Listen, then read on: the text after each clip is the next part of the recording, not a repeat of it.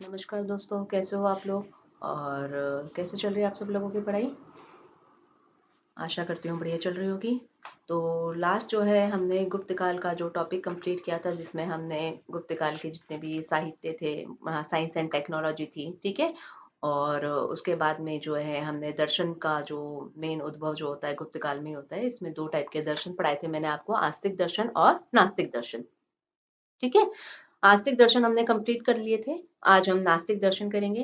वापिस से बता देती हूँ, जो वेदों की सत्ता को प्रामाणिक मानते हैं उन्हें आस्तिक दर्शन कहा जाता है, और जो वेदों की सत्ता को प्रामाणिक नहीं मानते हैं उन्हें नास्तिक दर्शन कहा जाता है, ठीक है। तो आस्तिक हमने कंप्लीट कर लिए थे, आज हम करेंगे नास्तिक दर्शन कंप्लीट करेंगे। तीन ही है नास्तिक दर्शन, बौद्ध, जैन और चार्वाक दर्शन। तो बौद्ध जैन हमने पहले कंप्लीट कर चुका है, ठीक है। और चार्वाक दर्शन को थोड़ा सा मैं आज आपको बता दूंगी, ठीक है। उसके बाद में जो है हम गुप्त काल में जो भी प्रशासनिक व्यवस्था है कि यहाँ का प्रशासन कैसा था, ठीक है। कौन कौन से जो न्यायाधीश को क्या कहा जाता था, सेनापति को क्या कहा जाता था, ठीक है। इस टाइप के क्वेश्चन बनते हैं तो वो हम पढ़ेंगे इसके बारे में। उसके बाद में सामाजिक स्थिति के बारे में पढ़ेंगे कि कैसा संयुक्त परिवार कैसे थे, पितृसत्तात्मक था, या मातृ सत्तात्मक था, जाति व्यवस्था थी या नहीं थी, ठीक है। महिलाओं को क्या अधिकार थे, महिलाओं की स्थिति कैसी थी, सती प्रथा के बारे में, ठीक है। ये सारी चीजें हम सामाजिक स्थिति के बारे में पढ़ेंगे। आर्थिक स्थिति में हम पढ़ेंगे कि भाई उस समय कैसा व्यापार होता था, ठीक है। किस तरीके से व्यापार वाणिज्य था, इसके बारे में हम थोड़ा सा देखेंगे। और ये थोड़ा सा सामाजिक में ही मैंने इंक्लूड कर दिया, अलग से मैंने इसको डिस्क्राइब नहीं किया है। और धार्मिक स्थिति के बारे में पढ़ेंगे कि भाई कौन से धर्म को जो है गुप्त शासक ज्यादा मानते थे, ठीक है। और कौन कौन से धर्मों को इन्होंने जो है अपना संरक्षण प्रदान किया था अपने टाइम पीरियड में, ठीक है। तो इसके बारे में जो है हम डिटेल से पढ़ेंगे। तो चलिए अपना आज टॉपिक कंप्लीट करते हैं। आज गुप्त काल कंप्लीट हो जाएगा, फिर हम जो नेक्स्ट है हर्षवर्धन और जो संगम काल है उसके बारे में पढ़ेंगे, ठीक है। तो चलते हैं अपने टॉपिक की तरफ। तो न्याय दर्शन तो शायद मैंने आपको करा दिया था। चलिए ठीक है, नहीं करवाया होगा। न्याय दर्शन जो है, ये जो है न्याय दर्शन, ये आस्तिक दर्शन में आता है, ठीक है।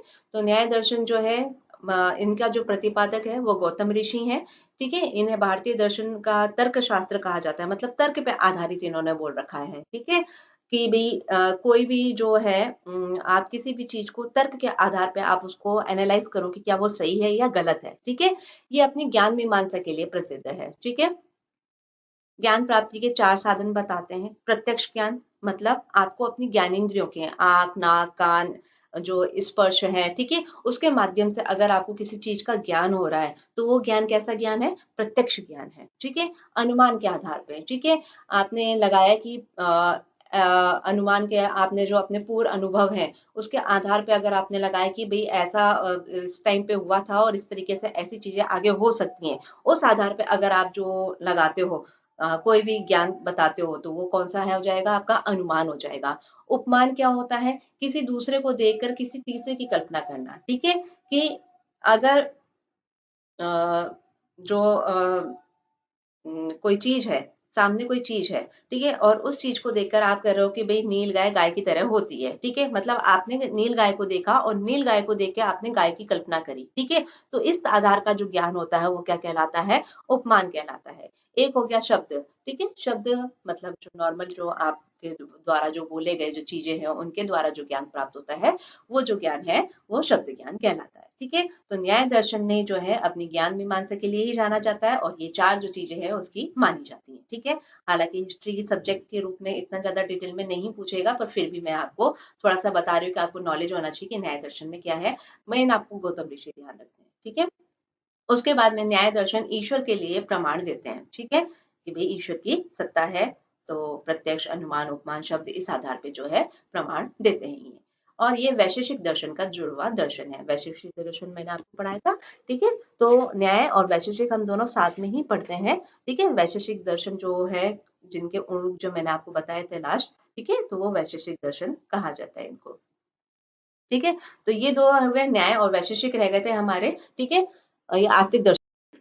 वैशेषिक दर्शन प्रतिपादक कणाद और उलूक हैं इनके। औलूक के दर्शन भी कहा जाता है, और परमाणुवाद का सिद्धांत दिया है इन्होंने, ठीक है। इतने डिटेल में नहीं जाना है, फिर से बोल रही हूँ आपको, आपको बस प्रतिपादक ध्यान रखने हैं क्या है, ठीक है। तो ये तो हो गया आपके कौन कौन से दर्शन आपके आस्तिक दर्शन में आ गए। ठीक है, ये जो आप पुराना जो आप देखेंगे, पूर्व मीमांसा, उत्तर मीमांसा, सांख्य, योग, न्याय और वैशेषिक, ये जो दर्शन है षड दर्शन कहा जाता है इनको। तो ये षड दर्शन जो है ये आस्तिक दर्शन में आते हैं, जो वेदों को नित्य मानते हैं, प्रामाणिक मानते हैं। ठीक है, अब उसके बाद में बौद्ध, जैन और चारवाक। ठीक है, ये कैसे दर्शन में आते हैं? ये नास्तिक दर्शन में आते हैं। जैन बौद्ध मैंने आपको पहले प्रीवियस क्लासेस में पढ़ा चुकी हूँ, पूरा काफी डिटेल से पढ़ा हुआ है। ठीक है, हम इसके बाद में सीधे चारवाक दर्शन पे आ जाते हैं।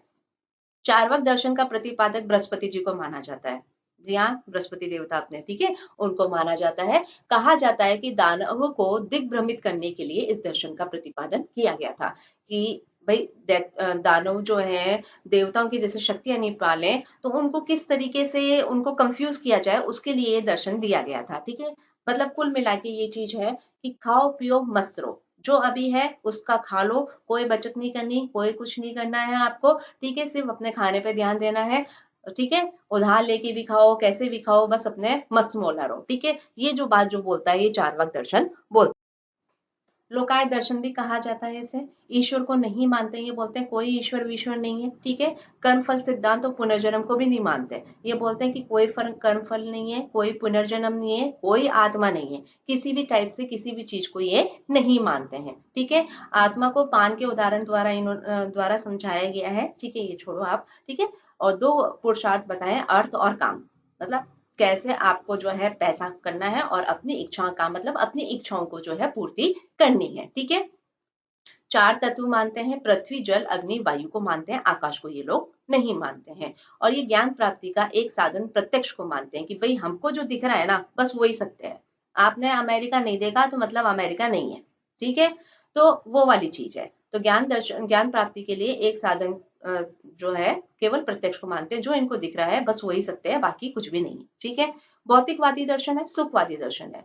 जो भी फैसिलिटी है सारी फैसिलिटी का उपभोग करो, अपनी जो शरीर है उसमें पूरा सुख का ही भाव होना चाहिए, खाओ पियो विवाह करो और आराम से ऐश करके रहो। ठीक है, इस चीज में विश्वास करने वाला जो दर्शन है वो है चारवाक दर्शन। ठीक है, तो ये जो है इन दर्शनों का जो उद्भव है वो भी गुप्त काल में ही माना जाता है, इसलिए हमने थोड़ा सा इसको गुप्त काल के अंदर पढ़ा है।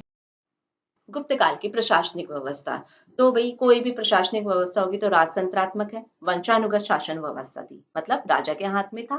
ठीक है, और राजा का ही बेटा जो है राजा बनता था, इस तरीके की शासन व्यवस्था थी। राजा बड़ी बड़ी उपाधियां धारण करता था, जैसे महाराजाधिराज, परमेश्वर जैसी उपाधियां धारण करता था। और सभी शक्तियों का केंद्र जो होता था वो राजा ही होता था। ठीक है, इस समय वेतन के रूप में भूमि अनुदान देने लगे थे। ठीक है, सैलरी की जगह क्या दिया जाता था, लैंड दे दी जाती थी कि ठीक है तुम यहाँ पे ये लो और जो भी उगे करे वो तुम्हारा खा लेना। ठीक है, जिससे सामंतवाद का विकास हुआ एवं शक्तियों का विकेंद्रीकरण हुआ। इससे क्या हुआ, धीरे धीरे सामंतवाद जो है, हालांकि सामंतवाद की अगर आपसे पूछा जाए शुरुआत किसने करी, तो सामंतवाद की शुरुआत सातवाहन वंश ने करी। ठीक है, ये ध्यान रखना। और अपना चरम उत्कर्ष पे कहाँ पहुंच गया था उस समय, गुप्त काल के टाइम पे सामंतवाद जो है अपने चरम उत्कर्ष पे पहुंच गया था। ये चीज ध्यान रखनी है, दोनों अलग अलग चीजें हैं। ठीक है, तो सामंतवाद का विकास हुआ और सामंतवाद मतलब अलग अलग जमीनों के अलग अलग जमींदार बन गए और कहीं ना कहीं राजा जो है उनको थोड़ी थोड़ी शक्तियां और पावर दी कि तुम इस जगह पे यहाँ पर कंट्रोल कर लो, तो ना तुम यहाँ पे कंट्रोल कर लेना और मेरे को एक टाइम पे इतना टैक्स यहाँ से कलेक्ट करके मुझे दे देना। ठीक है, तो ये जो चीज होती थी वो एक गुप्त काल में शुरू हो गई, विकेंद्रीकरण शुरू हो गया। उसके बाद में सम्राट के प्रमुख मंत्री कौन कौन से होते थे, नाम थोड़े पूछ लिए जाते हैं तो इनको थोड़ा सा आपको याद ही करना पड़ेगा। महासंधि विग्रह, तो संधि कब होती है, जब युद्ध होता है तभी होता है। ठीक है, ओके, तो आपको इस तरीके से ध्यान रखना है ना। ठीक है, तो युद्ध और शांति का जो मंत्री होता है वो क्या कहलाता है, महासंधि विग्रह। महादंड नायक, दंड कौन देता है, न्यायाधीश, तो न्यायाधीश होता था। महाबलाधिकृत, ठीक है, बल किसके अंदर होता है, सेना में, तो सेनापति जो हो गया वो महाबलाधिकृत हो गया। ठीक है, इस तरीके से मैंने याद किया है, तो मैं आपको ट्रिक बता रही हूँ कि आप इस तरीके से इसको याद कर सकते हैं। दंड पाशिक, ठीक है, दंड पाशिक, दंड पाशिक, ठीक है, पाशिक भी आ रहा है साथ में तो पुलिस आ जाएगा। ठीक है, प्रमुख पुलिस अधिकारी हो जाएगा। महा अक्षपटलिक, ठीक है, अक्षपटलिक मतलब अक्षपटलिक मतलब होता है रिकॉर्ड्स वगैरह। ठीक है, तो रेवेन्यू और रिकॉर्ड्स का जो अधिकारी होता है उसको बोला जाता है महा अक्षपटलिक। विनय स्थिति स्थापक, विनय कौन करता है? जो टीचर होता है या फिर कोई धार्मिक मामलों का जो होता है, नैतिक रूप से होता है, वो नॉर्मली आप देखना उस व्यक्ति को बहुत ही लिबरल, डाउन टू अर्थ होता है, ठीक है। तो उसी तरीके से जो है ये विनय स्थिति संस्थापक जो था, धार्मिक न्याय या नैतिक मामलों का प्रमुख रहा होगा या फिर अध्यापक होगा, ठीक है। और कर्णिक बाबू को कहा जाता है, ठीक है। तो ये जो है कुछ प्रशासनिक अधिकारी रहे हैं गुप्त काल में। उसके बाद में प्रांतीय प्रशासन की बात करें तो गुप्त काल जो है प्रांतों को विषय में और भुक्ति कहा जाता था। प्रांतों को हमने क्या कहा है गुप्त काल में? विषय या भुक्ति कहा है। विषय किस में डिवाइड होते थे? वीथी, जो संभाग होते थे वीथी बोला जाता है उसको गुप्त काल में, तो वीथी को कहा गया है। वीथी किस में हो गए? पैठ, पैठ मतलब तहसील, और उसके नीचे हो जाएगा ग्राम। तो ये ध्यान रखना, विषय किसको कहा गया है? प्रांत को कहा गया है, ठीक है। कुछ इतिहासकारों के अनुसार भुक्ति राष्ट्र है और विषय राज्य है, ठीक है। आप तो बस इतना ध्यान रखना, गुप्त काल को प्रांतों को विषय और भुक्ति कहा जाता था। वीथी, पैठ और ग्राम में ये डिवाइड थे। अब आ जाओ आर्थिक स्थिति के बारे में कि भाई गुप्त काल में जो है विदेशी व्यापार में गिरावट आ गई थी। हमने पढ़ा था मौर्योत्तर काल में विदेशी व्यापार का स्वर्णिम काल था, रोम से व्यापार होता था, ठीक है। पर इस समय तक आते आते विदेशी व्यापार में गिरावट आ गई क्योंकि रोम साम्राज्य का पतन हो गया था, ठीक है। जब हम वर्ल्ड हिस्ट्री पढ़ेंगे तब हम आएंगे रोम साम्राज्य के पतन के बारे में भी, तब हम उसको डिटेल से पढ़ेंगे, ठीक है। चीन और पूर्वी देशों के साथ व्यापार होता था, लेकिन ये व्यापार वस्तु विनिमय द्वारा ही होता था। चीन के साथ में और जो पूर्वी देश थे हमारे, ठीक है, उनके साथ में हम व्यापार करते थे, पर कोई मुद्रा वगैरह नहीं मिली हमको, तो इसलिए हमने ये आंकलन लगाया कि भाई किससे व्यापार होता था? एक्सचेंज, ठीक है। एक्सचेंज करते थे हम वस्तु को, गुड्स एंड सर्विस को, ठीक है। तो वस्तु विनिमय से व्यापार होता था। फायान जो है ताम्रलिप्ति बंदरगाह द्वारा श्रीलंका होते हुए चाइना गया, और फाइयान के अनुसार भारत कोड़ियों से व्यापार करता था, ठीक है। तो इस तरीके से इसने बोला है। देखो फाइयान जो है क्या कहें, एहसान फरामोश राइटर रहा है, बाहर से भी आया, ठीक है, चंद्रगुप्त के टाइम पे आया, इसने रखा, नाम भी नहीं लिया कि भाई ये किसने किया, मेरोली का लोइसम बताता जरूर है कि ऐसा था ऐसा था ऐसा था, नाम नहीं बताता राजा का नाम, और ये और बोलता है कि कोड़ियों से व्यापार होता था। तो ध्यान रखना कौन बताता है? फाइयान बताता है। गुप्तकालीन सोने के सिक्के बड़ी मात्रा में प्राप्त हुए हैं। मैंने सिक्के आपको याद है एक जगह करवाए थे, ठीक है। अगर भूल गए हैं तो वो वीडियो वापस से देखना, उसमें आपको मिलेगा, ठीक है। तो गुप्तकालीन सोने के सिक्के बड़ी मात्रा में प्राप्त होते हैं। इनका प्रयोग जो है उपहार धन संचय हेतु किया जाता था। नॉर्मल तो हम कौड़ियों से व्यापार करते थे, ठीक है, पर जो अगर आपको किसी को गिफ्ट देना है या फिर आपको अपने पास में सेविंग करके रखनी है तो उसके लिए सोने का जो है बड़ी मात्रा में उपयोग किया जाता था। चांदी और तांबे के सिक्के कम मात्रा में मिलते हैं। घरेलू व्यापार भी होता था विदेशी व्यापार के साथ साथ। विदेशी व्यापार में हालांकि गिरावट आई, फिर थोड़ा बहुत होता था, ठीक है। तो ये हो गया आपकी आर्थिक आर्थिक स्थिति कहाँ की? गुप्त काल की, ठीक है। उसके बाद में सामाजिक स्थिति की बात करें तो पितृसत्तात्मक संयुक्त परिवार था, समाज 4 वर्णों में विभाजित था, जाति प्रथा का भी प्रचलन था इस समय पे, ठीक है। जाति प्रथा थी इस समय पे। शूद्रों को वार्ता का अधिकार था, ठीक है, ओके, वार्ता का अधिकार था। वार्ता मतलब कृषि कृषि व्यापार वाणिज्य करने और का जो अधिकार होता है उसको वार्ता का अधिकार कहा जाता है। अस्पृश्यता थी, छुआछूत था इस समय पे, ठीक है। और वर्ण संकर जातियां गांव से बाहर रखी जाती थी, ठीक है। और महिलाओं को इस समय शिक्षा का अधिकार कम हो गया था। देखना जैसे जैसे हम आगे बढ़ते जाएंगे महिलाओं की स्थिति में गिरावट आती जाएगी, ठीक है। ऋग्वेद काल में काफी अच्छी थी, उत्तर वैदिक काल में फिर भी ठीक थी, फिर धीरे धीरे जैसे जैसे हम बढ़ते जा रहे हैं तो उनको शिक्षा का अधिकार जो है कम मिलता जाएगा, ठीक है। उसके बाद में गुप्तकालीन साहित्य में महिला एवं शूद्रों को प्राकृत भाषा में संवाद करते थे। बाकी सब तो भैया अच्छा संस्कृत संस्कृत में बात करते थे, पर महिलाओं को और शूद्रों को, ठीक है, इनको क्या बोल रखा था? क्योंकि तुम प्राकृत भाषा में ही बात करोगे, तुमको अलाउ नहीं है संस्कृत लैंग्वेज, ठीक है। विधवा इसलिए पता चलता है कि उनको जो है शिक्षा का ज्ञान नहीं था, ठीक है, इससे पता चलता है। विधवा विवाह का बुरा माना जाने लगा, ठीक है, उन्होंने कहा कि भाई ये नहीं होना चाहिए, ठीक है। फिर बाल विवाह और सती प्रथा जैसी बुराइयां इस समय आने लग गई थी। सती प्रथा का पहला उल्लेख वेरी वेरी इंपॉर्टेंट, ठीक है, सती प्रथा का पहला उल्लेख एरन अभिलेख से मिलता है। तो आप ध्यान रखना, एरन अभिलेख 510 एडी का, सेनापति गोपराज की पत्नी सती हुई थी, ठीक है। तो ये ध्यान रखना, गुप्त काल में एरन अभिलेख से 510 एडी में सेनापति गोपराज की पत्नी सती हुई थी। सती प्रथा का पहला उल्लेख करने वाला कौन सा अभिलेख है? एरन अभिलेख। इंपॉर्टेंट है, कई बार क्वेश्चनों में आ चुका है, तो आपको ये पेपर्स में आ चुका है, तो ध्यान रखना, ठीक है। उसके बाद में पर्दा प्रथा का प्रचलन हो गया। देखना अब धीरे धीरे धीरे धीरे जो है सारी चीजें आने लग जाएंगी। इस समय आपद धर्म की अवधारणा प्रसिद्ध हो गई थी। मतलब पहले आपद धर्म क्या होता है कि आप विपत्ति स्थिति में कोई भी धर्म का पालन कर सकते हो। जैसे पहले ब्राह्मण जो है यज्ञ वगैरह का ही काम करता था, क्षत्रिय युद्ध में काम करने का काम करता था, वैश्य जो है व्यापार वाणिज्य करते थे, शूद्र जो है लोगों की सेवा करते थे, ठीक है। इस समय तक आते आते जो है आप जो है अगर ब्राह्मण अगर ऐसी कंडीशन में आ गया है तो वो दूसरे धर्म के मतलब युद्ध भी कर सकता है, ठीक है। इस तरीके के धर्म की अवधारणा प्रसिद्ध हो गई थी। नीचे एग्जाम्पल भी आ गया है। मृच्छकटिकम का नायक चारुदत्तम ब्राह्मण था, लेकिन वह व्यापार करता था, ठीक है। तो उसने व्यापार करा, तो इस समय ये पता चलता है कि आपद धर्म की अवधारणा जो है विकसित हो गई थी, ठीक है। उसके बाद में चीनी यात्री हेंगसांग के अनुसार सिंध, कच्छ और मालवा में शूद्रों का शासन था, ठीक है। तो ये भी एक एग्जाम्पल है कि आपद धर्म में मतलब इन्होंने क्या किया, राजा तक बन गई है, ठीक है। कौन बताता है ये? चीनी यात्री हेंगसांग बताते हैं। इंदौर के तामपत्र के अनुसार क्षत्रिय घोड़ों का व्यापार करते थे, ठीक है। तो ये जो है कुछ उदाहरण बता रखे हैं आपद धर्म के कि भाई इन लोगों ने अलग अलग कास्ट के होते हुए भी जो इनके जाति धर्म के हिसाब से जो चीज पालन करनी थी उससे भी परे इन्होंने अपने पालन करी है। गुप्त काल में कल्ली वज्जे की अवधारणा विकसित हुई। कल्ली वज्जे क्या होता था? समुद्र पार करके अगर कोई आ रहा है तो उसको फिर जो है अलाउ नहीं करते थे, मांस मच्छी खाकर आ गया वो तो उसको अलाउ नहीं करते थे, ठीक है। इसलिए कल्ली वज्जे की अवधारणा विकसित हुई थी। वैश्यावृत्ति का प्रचलन था इस समय, और जो बुढ़ी वैश्याएं होती थी उनको कुटनी कहा जाता था, ठीक है। ये हो गई आपकी सामाजिक स्थिति।